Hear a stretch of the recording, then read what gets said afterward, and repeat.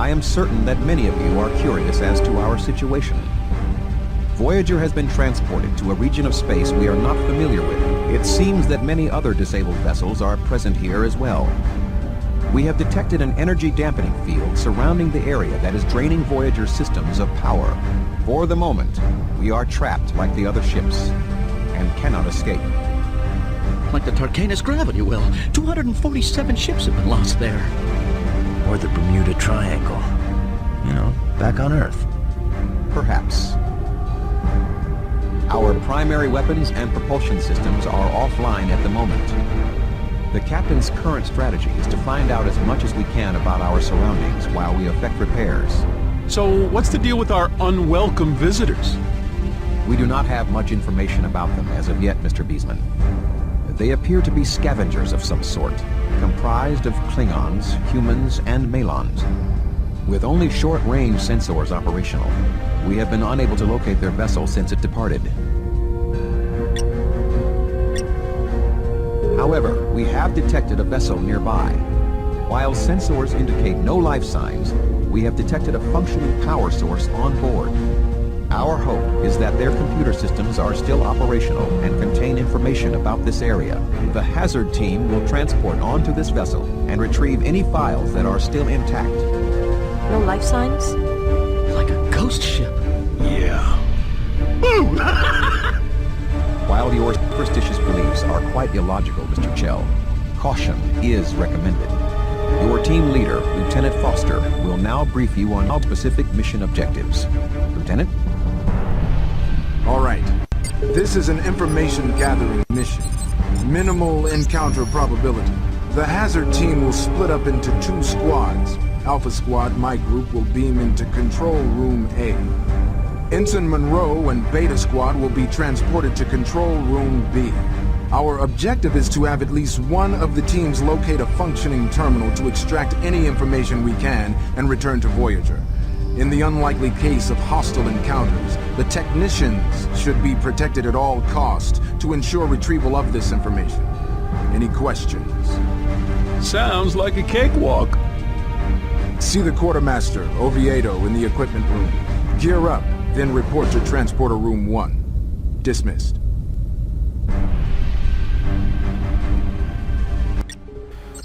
Hi everyone, and welcome back to Star Trek Voyager Elite Force.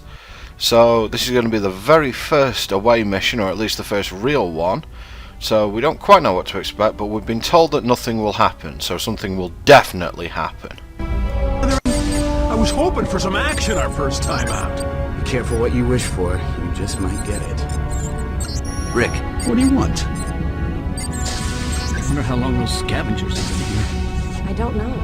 I'm surprised they managed to survive this long. I wonder where their ship is.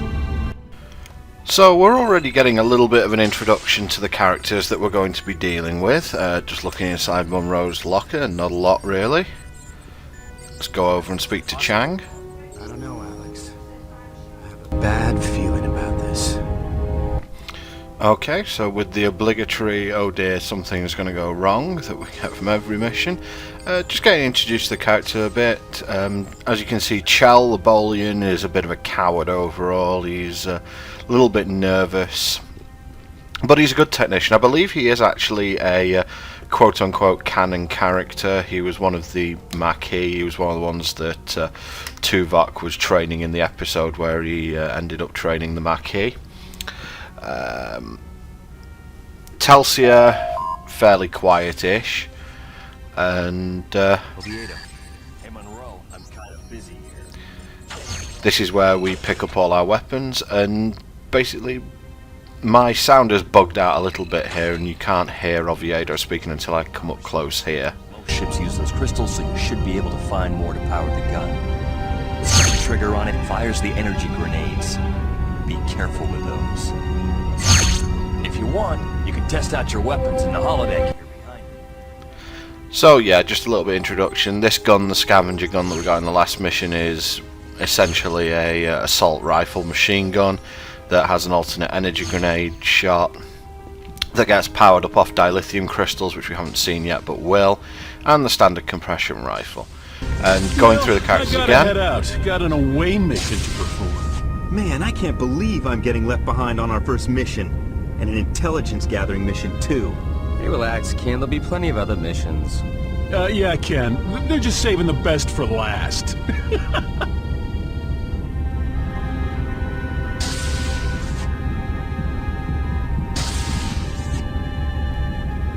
Ms. Durant, while we have some extra time, I thought we'd review first aid combat protocols one more time. Thank you, Doctor, but I think I am well prepared. I did go through extensive training and testing for this position. Of course. Well, let me know if you develop any nervousness or pre-mission jitters. Don't worry, Doctor. You'll be fine. Speaking of soft-spoken, Durant is very soft-spoken in this game. And Beesman's a dick. That's pretty much written into this game. He's the guy who's going to rub you up the wrong way the most. He's basically just a complete gung-ho guy who's exceedingly full of himself. There is one guy, Chang. His personality changes massively between Elite Force 1 and Elite Force 2. Now, to be fair, most of the characters' personalities change a little. They obviously become a bit more confident because it's all brand new here, and in the sequel they're going to be a bit more confident. But Chang changes from someone who's pretty quiet, and you don't see him too much here. And in Elite Force 2, his personality is pretty close to psychotic. Anyway, we're now going to beam out, and let's see what's waiting for us.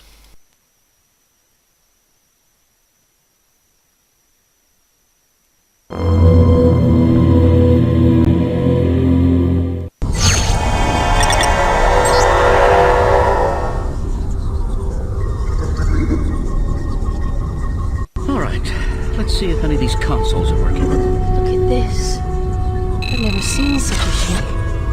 It's almost like it's alive, like... I think I found the data terminal.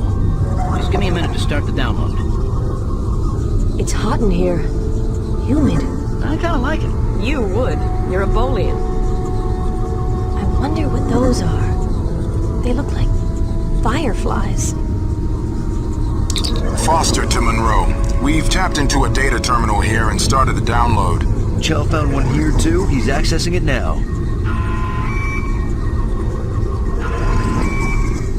Ambush! They're everywhere! What are these things? What's going on over there? Just start downloading. Okay, I've got it. Starting download.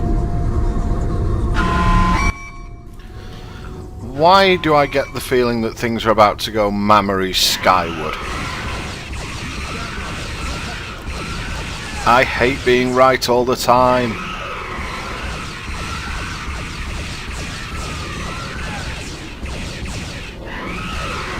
Now, you'll notice me there just shooting that camera looking thing. I am doing that for a purpose, but at this point it's pretty much futile. Just keep shooting. Since these aliens are melee only, there's absolutely no point in trying to take cover. Just get yourself the best shot possible. Foster to Monroe, are you alright? Yes, sir. They just stopped attacking a moment ago. Same thing here. I got all I could from the data terminal. Let's get out of here. There's a slight problem there. Whatever alarm went off must have raised this thing's shields. Can't contact Voyager and we can't beam out. We need to regroup. We've done some scans and it looks like there's a junction point in Section 29. I see it. We'll meet up there and figure out how to take these shields down. Good luck. Father out. Section 29 is through that door up there. Great. How do we get up there? This way. Okay, so a couple of things to point out there. One, yep, things definitely gone wrong. And two, if you noticed, I shot the camera thing up there, but those fireflies flew over and repaired it. That's kind of this mission's gimmick. They will repair any technology you destroy if they're around. So even though those things are spawners, if there are any fireflies in the area, there's not really much point in shooting them out. But since there are none here, I'm going to shoot them out. I think they've stopped spawning, but can't be too careful, can you? What are those things? They seem to have an isophasic signature similar to our own transporter technology. Transporters? Ah, sweet beloved technobabble, especially when followed up by someone essentially going, huh? Pretty much the entire tradition of Star Trek right there. Doesn't look like anything in here. Oh, one of the... Uh-oh. You can see I'm going for the spawners here because there are no fireflies around, so I'm trying to take out the spawners as fast as possible, and it makes things a lot easier. I heard something there we go. One thing you might notice, my health is 200 at the bottom as opposed to the 100 it was before. I'm honestly not sure if that's anything to do with the level or anything like that. What I ended up having to do, sorry for the jump cut there, after the initial catastrophe with trying to record this and the immense failure that happened because of it, I ended up uninstalling Elite Force.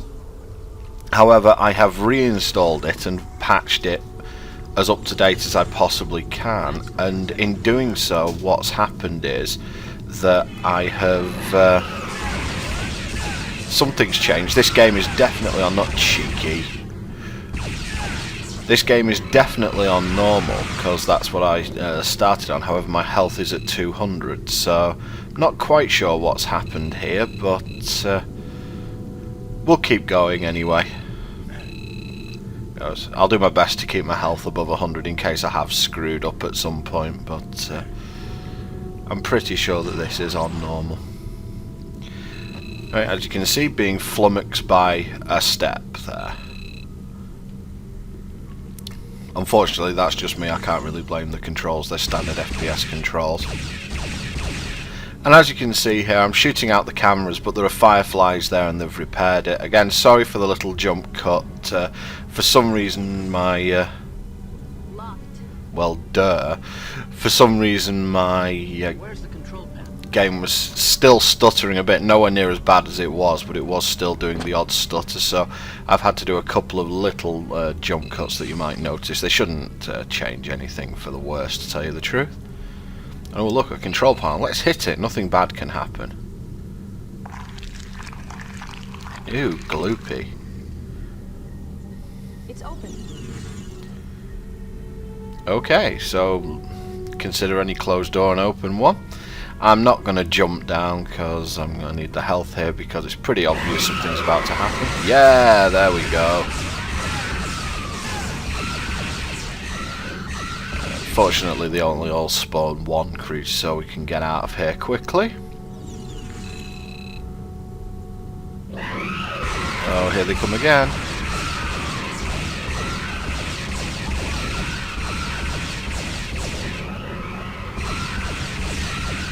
Can't imagine what we've done to annoy them. I mean, all we've done is jump onto their ship and hack into their computers. I mean, what's wrong with that?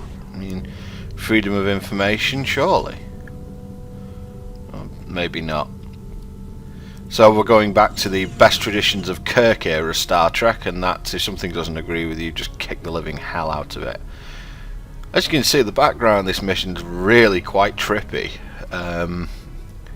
Did quite a nice job on the graphics. It looks really good for a game of its time. I mean, this game sort of must be 10 years old now, so they've done a pretty good job with it overall.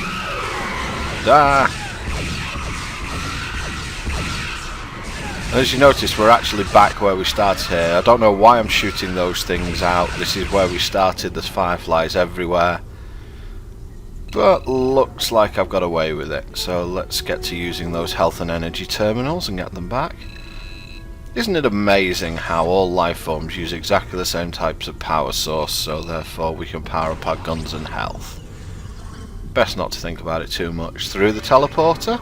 And next time we will be going through this ominous door and we will see what lies beyond it. Thanks for watching, guys. I'll see you next time.